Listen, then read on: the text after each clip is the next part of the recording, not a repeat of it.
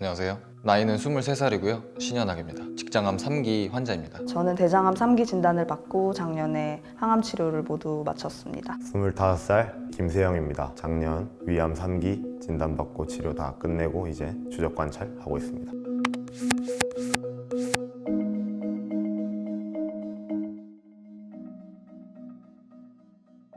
주위에 보호자가 있지만 암 환자라는 게 굉장히 외로운 싸움이다 보니까 제가 도움이 되고 싶어서 암을 같이 이겨내고 싶어서 시작하게 됐습니다. 암이라 하면 숨기고 싶고 말을 한다는 게 되게 쉬운 일은 아닌데 숨기고 싶은 그런 창피한 것도 아니고 암이 내가 걸리고 싶어서 걸린 것도 아니기 때문에 암 또한 저의 인생의 일부분이잖아요. 삶의 가치관을 바꿨던 그런 큰 사건이었기 때문에 저와 비슷한 상황에 놓여 있는 분들에게도 힘이 되어드리고 싶었던 것도 컸어요. 의사 선생님이 말씀하시는 거 아니면 다큐멘터리 같은 것들 밖에 없었어요. 보호자나 암을 막 딱 들인 사람들은 그런 걸 모르니까 시작하게 되었습니다.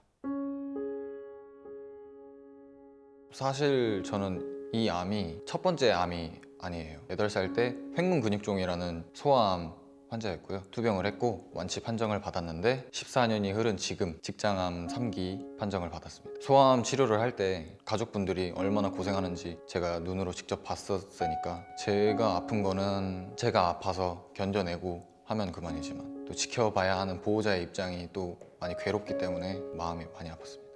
3년 전에 이제 어머니께서 뇌종양으로 투병을 하시다가 돌아가시고 2년 만에 제가 대장암 진단을 받았는데요. 이제 변비 증상이랑 하복부 통증이 너무 심해가지고 진통제 뭐 이런 것들, 변비약 이런 걸로 혼자 스스로 자가 진단했는데 진통이 시간이 지날수록 더 심해지고 그래서 병원에 갔더니 내시경조차 진행할 수 없을 정도로 대장이 꽉 막혔는데 지금까지 어떻게 몰랐냐라고 하셔가지고 저는 나이도 너무 어리고 당시에 29살 이러니까 제가 29살인데 암이라고요? 하면서 왜 나한테 이런 일이 일어났을까?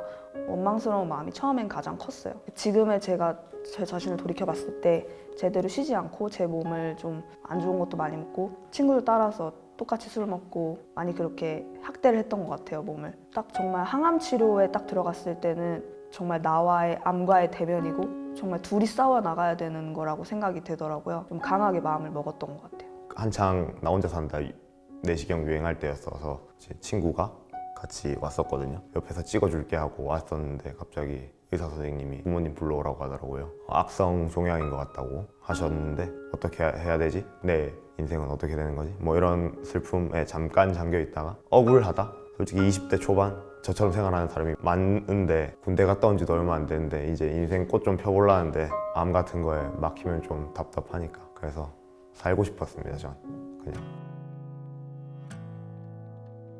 암에 걸리기 이전에 제 삶은 되게 현실에 아둥바둥하면서 열심히 일하면서 그게 그냥 단순히 잘 살고 열심히 사는 거라고 생각을 했던 것 같아요. 제가 하고 싶은 일 분야에서 인정을 받고 성공을 해야지만 그게 꼭 행복이고 제가 원하는 바를 이루는 거라고 생각을 했었어요. 인생은 계획대로 흘러가지 않는다라는 걸 정말 절실하게 느꼈습니다. 종합격투기 선수를 준비했었고 운동을 5, 6년 가까이 열심히 하면서 남들보다 좀 더 강하고 좀 특별한 삶을 살고 싶었었어요. 소아암 환자였었고 그런 것도 이겨냈는데 강해지고 싶어서 시작한 운동이고 그걸 계기로 종합격투기 선수도 꿈을 꾸게 되고 그런 삶을 살고 싶다라고 생각을 했었는데 건강이 가장 중요해졌어요. 저한테. 투병하기 전에는 나에게도 신경을 쓴다고는 썼지만 좀 남을 더 많이 의식했던 것 같고 현재 나보다 미래에 내가 어떻게 더 좋은 사람이 되어야 하나 아니면 어떻게 더 성공한 사람이 되어야 하나의 인생의 주안점을 갖고 살았다면 지금은 그래도 지금의 나에게 조금 더 집중하자라는 마음가짐으로 살고 있습니다. 진짜 뼈저리게 느꼈다라고 할 수 있는 거는 저희 몸은 저희가 먹는 걸로써 이루어져 있잖아요. 좋은 음식을 먹어서 몸을 채우기가 너무 힘든 세상이라는 걸 느꼈어요. 신선하고 좋은 음식을 파는 곳도 있지만 와 이걸 먹고 어떻게 여태 버텼지? 이런 생각이 들 만큼 그렇지 않은 곳이 수십 배, 수백 배는 더 많다. 그걸 뼈저리게 느꼈고 내 몸을 건강한 음식으로 채워야겠다 하는 모든 분들이 그런 인식이 좀 생겼으면 좋겠어요. 근데 끊기 어려운 게 이제 빵. 안 먹으려고 하는데 힘들죠. 편의점에 가면 사 먹을 게 하나도 없어요. 가면 항상 막 쳐다보다가 결국에 집는 건 물. 의사 선생님한테 왜 내가 암에 걸렸냐라고 물어보면 이유가 너무 많아가지고 설명 못 해준다고 했거든요. 자기 몸을 한 번씩 돌보는 기회를 가졌으면 6개월에 한 번씩 내시경이라도, 저 같은 경우에는 소화불량이 계속 심했었는데 그거를 1년 넘게 방치해두다가 1년 만에 검사를 받아보니까 위암 3기였고 그랬었는데, 즐기되 보살피면서 즐기자라는 생각을 했어요. 저는 아프기 전에는 사람들을 많이 만났던 것 같아요. 그러면서 생기는 그런 사사로운 감정이나 어떤 인간관계를 겪다 보면 받는 스트레스, 그런 것들을 이제 아프고 나니까 자연스럽게 인간관계는 다 정리가 되었고, 저는 이제 어머니가 돌아가시고 나서 아버지도 일찍 돌아가셨기 때문에 가깝게 있었던 친구들한테 되게 많이 의지가 됐어요. 그런 친구들이 없었다면은 치료를 받는 동안에 너무 많이 힘들었을 것 같다, 그런 생각을 하면서 난 정말 잘해야겠다, 이런 마음이 생기더라고요. 대장 전문병원을 가서 이제 검사를 받고 큰 병원으로 가봐야 된다라고 하셨을 때 저희 어머니랑 같이 갔었거든요. 어머니가 손을 막 떠셨거든요. 어떤 그 충격 때문에 손을 떤다는 것 자체가 나 아프면 안 되겠다, 아픔으로 해서 슬퍼해주는 사람, 이 사람을 위해서라도 내가 빨리 건강을 되찾아야겠다, 이런 생각을 하게 되는 것 같습니다. 저희 아버지나 어머니가 그래 또 한번 해보자 라고 하셨던 게 굉장히 많이 의지되는 말이었습니다. 간병이 솔직히 진짜 또 힘든 건데 어머니 혼자서 해주셨다는 것에 너무 저는 감사하면서 살고 있고요.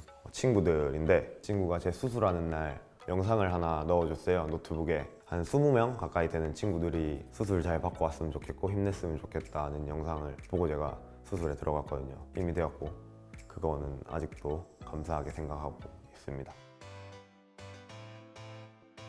제 건강이 소중해졌잖아요. 그 건강 문제를 해결해 주신 그 의사분들, 이렇게 받았으니까 나도 이제 다른 분들한테 그런 걸 좀 나눠드리고 싶은 마음이 있어요. 보람을 느껴보고 싶다라고 생각이 들어서 누군가한테 힘을 줄 수 있는 존재가 돼서 모든 분들이 힘을 내는 모습을 보고 보람을 느끼면서 살고 싶습니다.